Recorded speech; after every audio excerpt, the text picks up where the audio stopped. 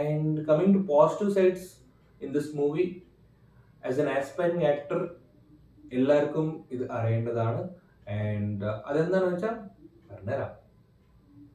So first of all, നമ്മൾ act ചെയ്യുമ്പോൾ നമ്മൾ ആ ക്യാരക്ടറിൽ ഫുള്ളായിട്ട് ഇൻവോൾവ് ആവണം. ആൻഡ് നമ്മൾ ആ ചെയ്യുമ്പോൾ നമ്മളുടെ പേരോ അല്ലെങ്കിൽ നമ്മളുടെ ക്യാരക്ടർ അവിടെ ഉണ്ടാവാൻ പാടില്ല. ആ ക്യാരക്ടറിന്റെ ക്യാരക്ടറിസ്റ്റിക്സ് അവിടെ ഉണ്ടാവണം. Like aspiring actors can give it a try and watch in theaters.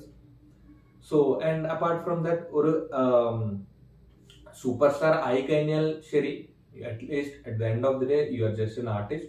So നിങ്ങൾ സൂപ്പർ സ്റ്റാർ ആവുമ്പോൾ കുഴപ്പമില്ല, പക്ഷെ ആ ആർട്ടിസ്റ്റിന്റെ ലീൻസ് റെസ്പെക്ട് കൊടുക്കണം വേറെ ഒരാൾക്ക്. And end of the day director എന്തൊക്കെ പറയും അത് നിങ്ങൾ ഫോളോ ചെയ്യണം.